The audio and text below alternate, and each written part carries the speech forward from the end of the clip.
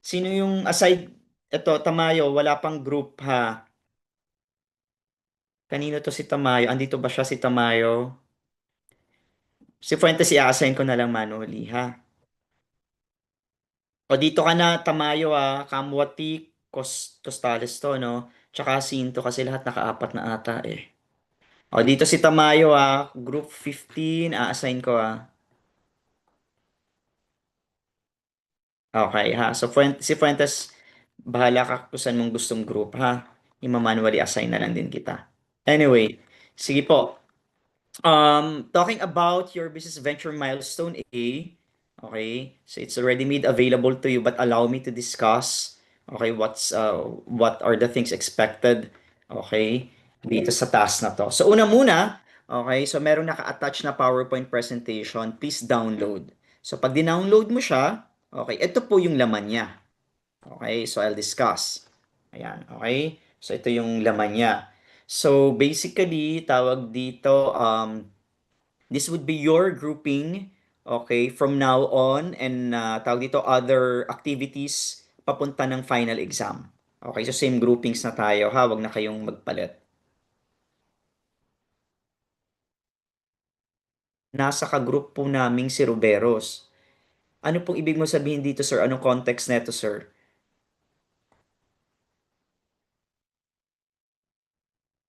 Mr. Jacinto, anong context neto ba? Hindi ko na gets. Kulang yung sentence. Natawa siya. Sige mamaya na. Para akong nagko-comprehend ng comment sa mga sa mga memes sa FB no pag hindi mo maintindihan yung context. Sige mamaya babalikan kita ha. Isipin mo muna kung anong context nito. Hindi ko rin na-gets. Anyway, ano na? Sir, ibang group po na join ako. O maglipat ka. Lipat ka. Kung saan group. Pero nga, 4 na kasi nga lahat eh. O lahat naka 4 na, di ba? Ay, saan yun? Pag tinigyan mo, 4, full na eh. Wala nang 3 kaya yung kanina, sino ba yung inano ko? Yung Tamayo, dito ko nilagay. Kasi siya lang yung 3. Tapos si Fuentes, siya lang yung pinayagan kong maglima sa isang grupo, siya yung mamimili. Nagets na natin. Kaya dito ko siya nilagay si Tamayo. Siya lang yung walang group. Tapos ito lang group 15, yung tatlo lang ang group members. O the rest, apat na ayun, full no. Okay? Sige. But anyway, so yan ha. Sige. So tawag dito una muna. Okay, so again this is your tawag dito venture project.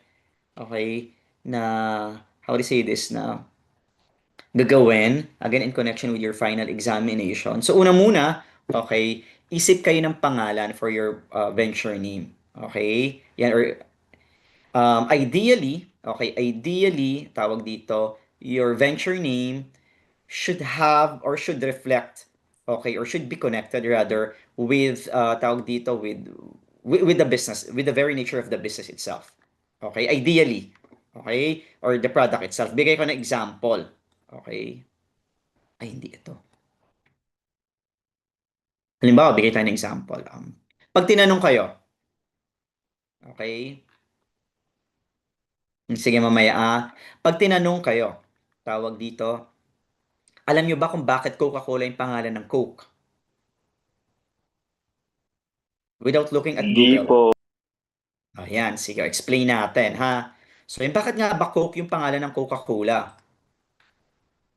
It had a cocaine. Ayan. Sige, nice try though, thank you. Okay, ay, I think walang cocaine yung Coke. Safe naman siyang inumin no? Legal naman inumin. Ayan, so bakit nga ba Coca-Cola yung pangalan niya? Well, because it has something to do with its two basic raw materials or basic ingredients, namely coca leaves and cola nuts. Okay? So yan. Sige. Kaya tama nga. Coca leaves. Okay? Sige. So, made of cola nuts and then coca leaves. Okay? So yan. O yung arch rival niya na Pepsi, pag tinanong tayo, bakit ba tawag dito, bakit pa siya tinawag na Pepsi?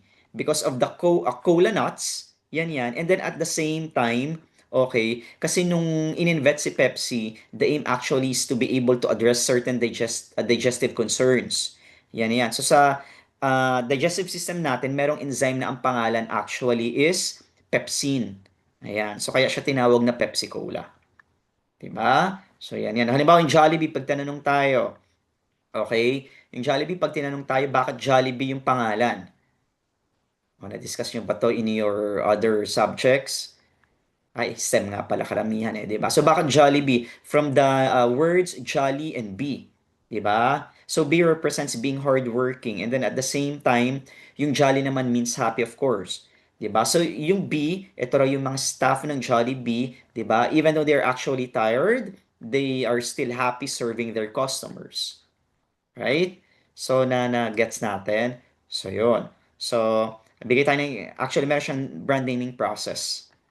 Okay? Sa business, sa marketing, before you tawag dito come up with a brand name or a business name, 'di ba? Pinag-aaralan din siya, 'di ba? So yan, nire-research din siya in reality talaga. Anyway, sige, I will no longer dwell with these theories. Bigay tayo ng example na lang. Halimbawa, si Microsoft, meron siyang portable media player na product. The brand name is Zune. Okay, ang tanong ngayon, bakit kaya Zune yung pinangalan dito ni Microsoft? So syempre meron kadahilanan and they research on it, 'di ba? Since media siya, 'di ba? Yan has something to do with audio or music from the word tune. Kaso nga lang, tinanggal nila yung letter T, pinalitan nila ng letter Z. So bakit naman letter Z? Ayun sabi rito, the letter Z connotes an aura of strength and reliability. Kaya ginawa nilang Zune. And would you believe this might be an exaggeration? Pero nakalagay dito, ayan sa aking ni-research, okay? Si tawag dito si Microsoft daw, okay? Kinonsider niya ang 4,500 candidate names tapos Zune pala. Okay, Zune pala yung magiging final name nila for this specific product. Ah, 'di ba? Na-gets ninyo? So yan. So isip kayo. Okay? And then, bigyan niyo lang yung rason bakit ito yung napili naming pangalan. Pwede rin naman yung venture name ninyo, that would be your group name as well. Okay, pwede na rin yun. And then, of course, pili rin kayo ng logo. Ayan. Okay? Actually, itong dinidiscuss natin, sa business sa marketing, meron tayong tinatawag na brand elements. Okay? Try ko i-discuss to kung may time pa sa marketing part. Okay? Pero, yan nga, another brand element, aside the brand name, okay, ito yung tinatawag natin na logo. Okay? So, yan, ano ba yung purpose ng logo? Di ba? For easier, tawag dito, for easier recognition of the business or the brand. Di ba? Minsan makakita lang tayo ng tawag dito ng clown. Iniisip kagad natin McDonald's or letter M, McDonald's. Di ba? So yan. Makakita pala tayo ng B na parang tao, Jollibee. Right? So yan. So, allow me to share this study by Harvard Business Review. So according kay Harvard, meron daw dalawang uri at dalis ng logos. Namely, we get to have the descriptive logo, okay? And then we get to have the non-descriptive logo. So pag sinabi nating descriptive logo, di ba, it includes textual or visual design element. Okay? Um, yan, para mas ma-visualize natin, these pictures on the left, ito yung tinatawag natin na descriptive logos. Okay? On the other hand, this on the right, ito yung tinatawag natin na non-descriptive logos. Okay? Sige nga, question. Tingin ninyo, which is better to use? Descriptive logos or non-descriptive logos? Huwag na kayo mag-search sa Google. Just make a guess. And Non-descriptive. non-descriptive. Sige. May nag-chat. Non-descriptive. Ayan, sige, ito yung sabi ni Mr. Rumbawa. Okay? Ito yung sabi ng Harvard University, okay, based on their study. Non-descriptive din, sabi ni Mr. Acosta. Okay? Sabi ni Harvard sa kanyang pag-aaral, generally, descriptive logos are better. Generally, itong nasa kaliwa. Okay? So, yan. Sabi, tawag dito, may general favorable impact siya and then at the same time, it can help, okay, or it can have a positive impact as well doon sa sales o revenue ng negosyo.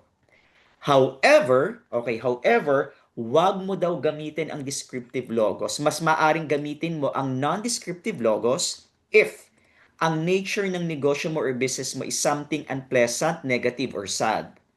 Okay? Anong mga example nun? Halimbawa, mga bug repellents, palm oil, yan, mga funeral services.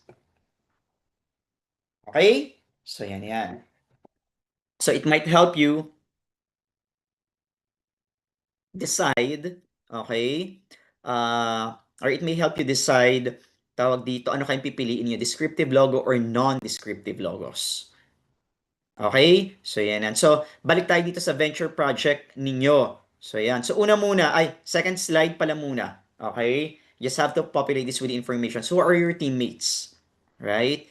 And then, a little backgrounder. Kung tungkol sa inyo, this is about yourself. Wala naman ditong mali or tama sa background, di ba? Strengths inyo in passion, di ba? And then role in the project.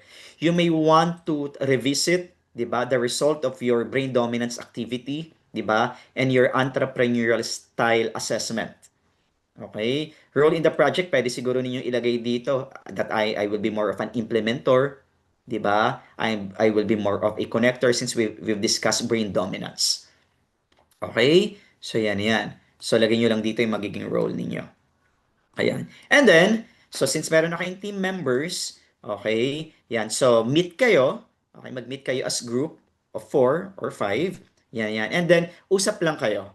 Observe lang kayo. Ano sa tingin ninyo yung current problem, maring ninyo na lang as a student or maybe someone from the family or friends na parang, sandali muna, parang hindi siya na-address. When I say hindi siya na-address, maaring wala talagang solution sa market na available or walang product or service na available to address that specific problem. Or it may be partially addressed by the current products or services pero yun nga, hindi 100% solve.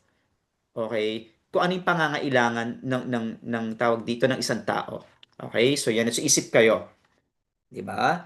And then, tawag dito, describe nyo lang maybe in one paragraph, 'di ba? At present, paano kaya siya ina-address ng isang tao? 'Di ba? Halimbawa, kung wala yung specific solution na 'yon, ano yung ginagawang diskarte ng isang consumer para tawag dito, mapunan yung pangangailangan niya na 'yon. Okay? O yung problem niya na 'yon. Okay? So isip kayo, you must be able to come up with one lang. Okay? So yan. Sige. Tawag dito, of course, you must be able to come up with, tawag dito, with a product, okay, or a service.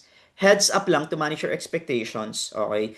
You are expected to come up with a basic prototype, okay, for whatever proposed solution you intend to have for this problem.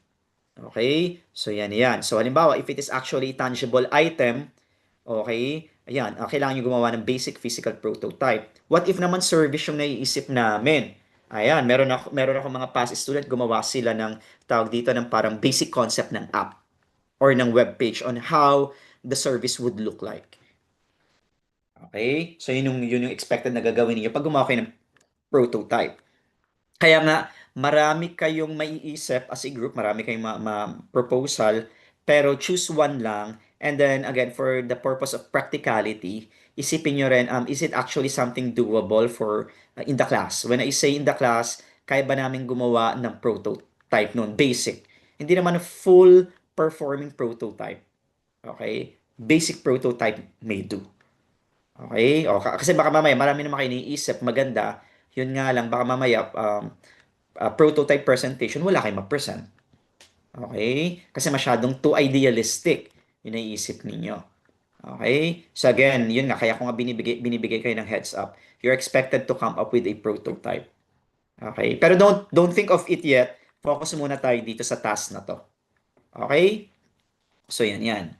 And then, ayan. So after nun, so syempre, di ba, so you have your problem definition, okay? And then, ano kaya yung possible solution? And then isipin nyo rin, sino kaya yung mga taong possible na mabibenepisyohan neto if maisakatuparan to sa market? Di ba? Halimbawa, naging available talaga yung produkto, yung serbisyo sa market. Sino kaya yung magiging target, tawag dito, primary user neto? So, there may be a need for you to describe, di ba, yung target customers ninyo. Okay, in terms of age, gender, maybe location. Diba? If it is actually a service may be available lang naman in Metro Manila, not necessarily available yet in other parts of the country or of the Philippines. right? Social class. Okay, so define nyo lang yon. Okay? So yan yan. And then, kindly just populate this with information as well. Okay? Yan. And then, ito yung medyo magle-legwork tayo. Ha? So yan. You are expected to interview 30 respondents. So since there are actually four, okay, average in a group, so roughly, a group member should be able to interview seven, 7 to 8 respondents. Okay, so yan yan. And then, ito na yung mga tanong. Okay, konti lang naman yung tanong. Hindi naman masyadong madami. Okay, so yan yan. Pero kung gusto ninyong dagdagan, feel free to add some more questions. Okay, and then ito lang. Balik tayo sa instructions.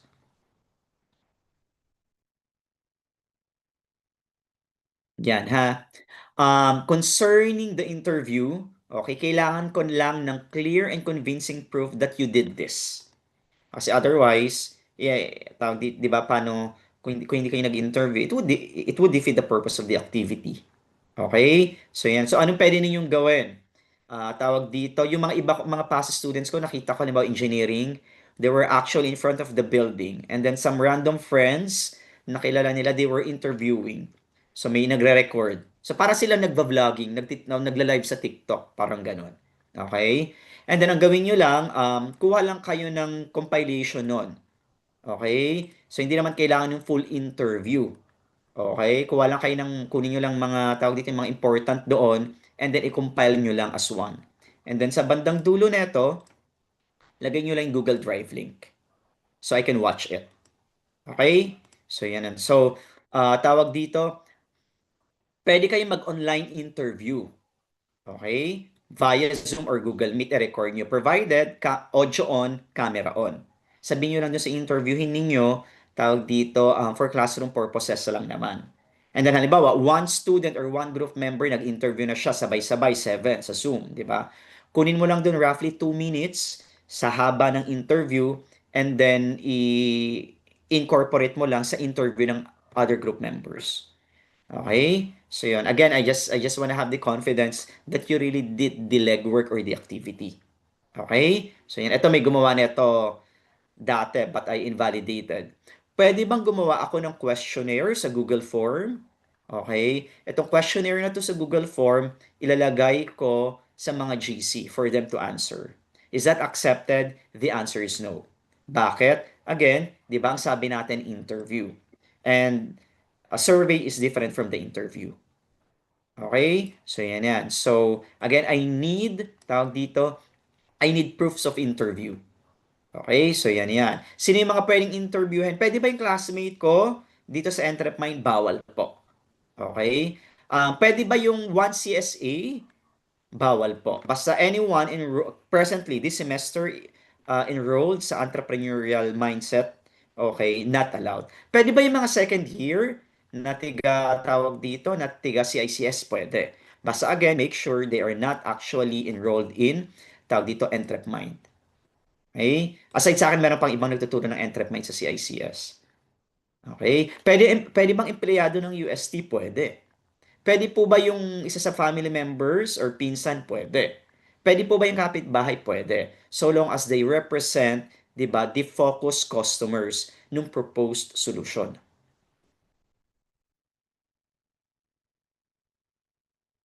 Pwede. Pero tanong mo muna kung anong elective yung ano niya, anong elective yung tinitake niya. Kasi alam ko hindi lang ako nagtuturo ng EM sa CICS, meron pang iba. Okay? Pwede may entrep mind pero ibang college. Sir, pwedeng tiga ibang college. Basta hindi siya currently enrolled ng Entrepmind. Okay? Yun. Actually, pag nasa industry ka, gumagawa ka ng market research, may questionnaire yan eh. Hindi ko lang madidiscuss dito kasi marketing research yun. May screener yung questionnaire. Pag empleyado ka ng market research agency, X ka. When I say X, hindi ka interviewin. Pag halimbawa, kunwari Unilever ka, and then tawag dito, yung napag-alaman mo na yung i-interviewin mo, tiga Procter and Gamble. X din, hindi rin interviewin yun. Kasi basically, alam nila yung nire-research mo. at kung alam nila yung nature ng nire-research mo, meron silang idea, chances are, they would be more biased in answering. So, syempre, kung may bias ng information mo, di ba, anong makukuha mong reliable information? So, dapat sanitize yung info mo. Okay? So, yun. So, dito, yun. So, tawag dito, technically, it would defeat the purpose. Diba? So, ganun yun. Pag nagba-market research ka, hindi mo basta-basta interviewin ng sinong makita mo or willing mag-interview. Yun, meron yung screener portion ng question. Screen mo muna sila. Okay ba to? Diba? Halimbawa, age bracket mo. Kunwari lang, age bracket ng interviewin ko, 20 to 30 years old lang.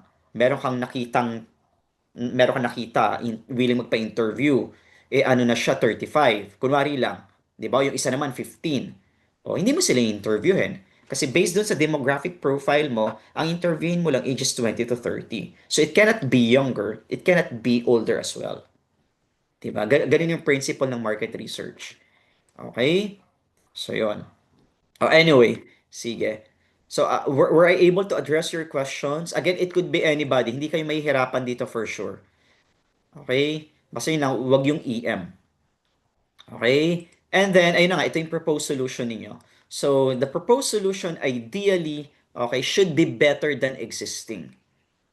Okay? Kasi otherwise, di ba, kung mag-offer ka ng product which has lesser benefits, in reality, hindi ka naman talaga makiklik sa market. Di ba? And why would you offer a product with lesser benefits or features than the current customers are enjoying? Right? So that's basic. 'Di ba? Kaya ka nga nagba-market research is for you to be able to improve, 'di ba? On those. Okay? O meron po tayong tanong dito. Malinaw po ba? Ay, wait, the deadline ba? Deadline. Ito yung napag-agrihan namin sa previous section. So, Holy Week next week.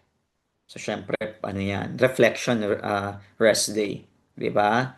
April 9, Tuesday, ito yung week ng balik ng ano, pasok, holiday to. Sige. Tama ba? Dito tayo, April 14. Okay, April 14, 1 p.m. Kaya? Madali lang yan.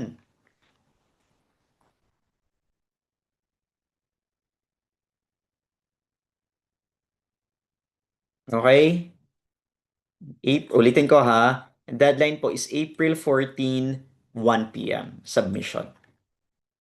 Okay? Meron po ba tayong tanong dito? Malinaw po ba yung mga gagawin natin? Meron po ba akong hindi na ipaliwanag ng maayos? Again, for the proof, hindi nyo kung umabot kayo ng 60 minutes, hindi naman kailangan ilagay yung lahat. 'Di ba? Cut nyo lang, 2 minutes. 'Di ba? Gusto kong makita yung salient. Tawag dito information lang or tawag dito part nung pag-i-interview ninyo. That's it. 'Di ba? Ayan. Gusto ko lang makita that you really did this legwork or activity. Okay? Ayos tayo. Meron pa po bang tanong? Kasi yung ano tawag dito, yung remaining period, i-async ko so that you will be able to discuss with your group mates ano yung mga pwede ninyong gawin dito or ano kaya yung magiging ah, direction ninyo for this activity. Meron pong tanong? Wala. Sige pa. Kung walang tanong, oh yes po, Mr. Lumanlan. Yes, sir. Why are you sad? Ayan. Sige, wala nang tanong si Mr. Wala nang ano si Mr. Lumanlan. Check ko na yung attendance. Okay. And then after kung mag-check ng attendance, tawag dito, pwede na kayong mag-leave. Maiwan lang po yung hindi pa nakakapag-grades consultation sa akin sa prelims. Okay, I'll show your prelim grades afterwards. Okay? Sige po. Sisimula naman ako sa dulo. Okay, ng attendance. Okay, Tukay Tiope Tamundong.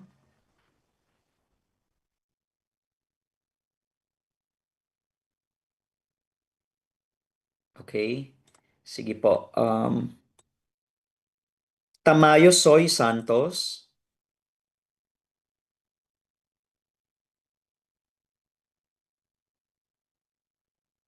Salayo Rumbawa Ruveros.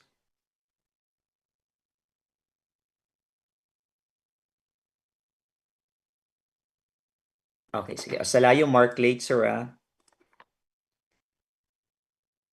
Pastrana Paco Ongyako.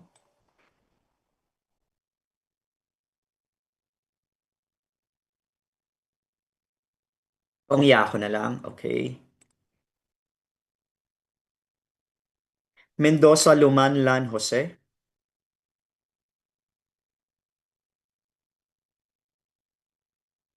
Jose na lang po. Okay. Jacinto Iwamoto Hipe.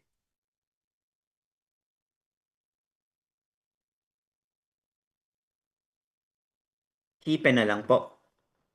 Hipe. Where's Mr. Hipe? Okay. Gonzales Gabotero Fuentes. Gabotero Fuentes po. Fuentes.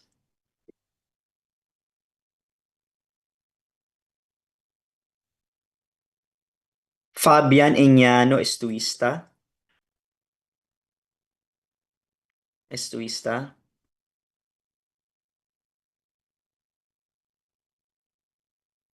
Enriquez Dubluis de Mesa.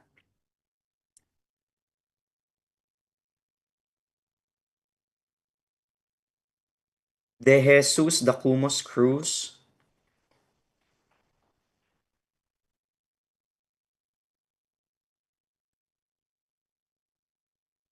Cruz. Ulit. Sadali lang nawala ako. De Jesus. Ayan, si Kyle. Si De Jesus.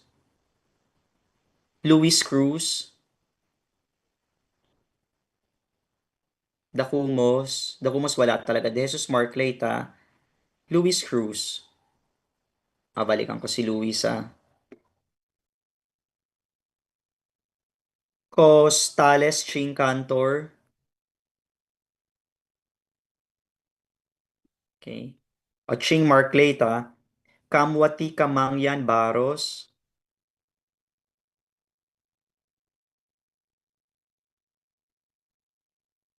Balita Balintong Alcantara Acosta.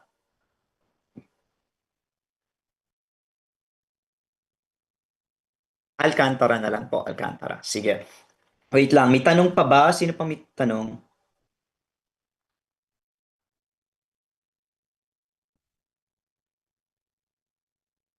Mr. Jacinto, kung sa inyo pupunta si Mr. Fuentes, pwede siya sa inyo. Ha? Patanong ko.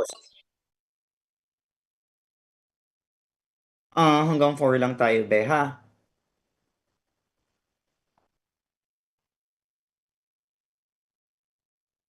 Hindi, ano tayo sa sobra?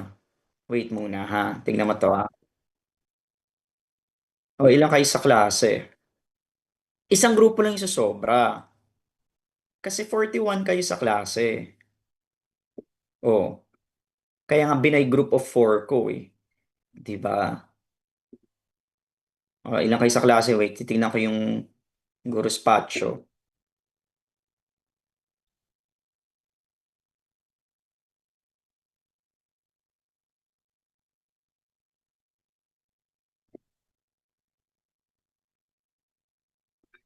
Oo, yan, 41 kayo. Oh. Dapat 40. I think 40 yung maximum sa class. May late enrollee. 'Di ba? So 40 divided by 4, 10 groups. Oo nga. Kaya nakawalang 5 member kasi sinet ko sa system na 4 lang. So ngayon, si Mr. Fuentes yung, 'di ba, yung pinakahuling pumasok sa klase. Oh, so yun. So kaya nga siya yung pinapipili ko. Kaninong grupo ka pupunta? So meron lang isang grupo na, tawag dito, meron na isang grupo na magfa-5. Okay. Pero yun nga, kung si Sir, Mr. sir, Fuentes sa inyo pupunta, edi magpa-5 kayo. Yes po, who's sir, talking? artist din po, Fuentes. Meron Oh na po yeah, akong Mr. group, pero four lang po kami talaga. Saktong four. Hindi ko na gets. Group 11 po. Kasama ko po si Balita, Ongyako, tsaka si Hipe.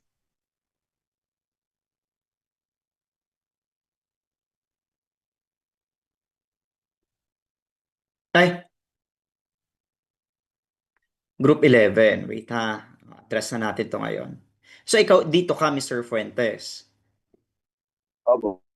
So apat lang talaga kayo dito. Hindi kayo lima. Yes or no lang. Kailangan ba na Hello? Yes po. Ah, sige, apat lang. Oh, sige. Mr. Jacinto, gusto mong kunin si Miss Tamayo. Anong, anong group kayo? Ah, sige. Ah, hindi ko siya mai-add pa dito kasi naka 4. Maximum of 4. Oh. Pag pinasok ko dito, ire-reject siya ng system. O, basta group 7. Ha? So, si Miss Tamayo. Okay? O, goods na tayo. Kayo lang yung lima sa grupo, group 7. O, goods na tayo, be. Hello? Ah, ayos na tayo. Okay, sige. Sige po. The rest, tawag dito, you may tawag dito, meet with your group members and talk about the venture project. And then, kung sino po yung hindi pa nakakapag grades consultation, maiwan po. Okay? Yung the rest, pwede na mag-leave ng Zoom session. Maiwan po tawag dito, ipapakita ko yung grades ninyo ngayon, yung prelim grade. Sino pa po yung hindi nakapag grades consultation?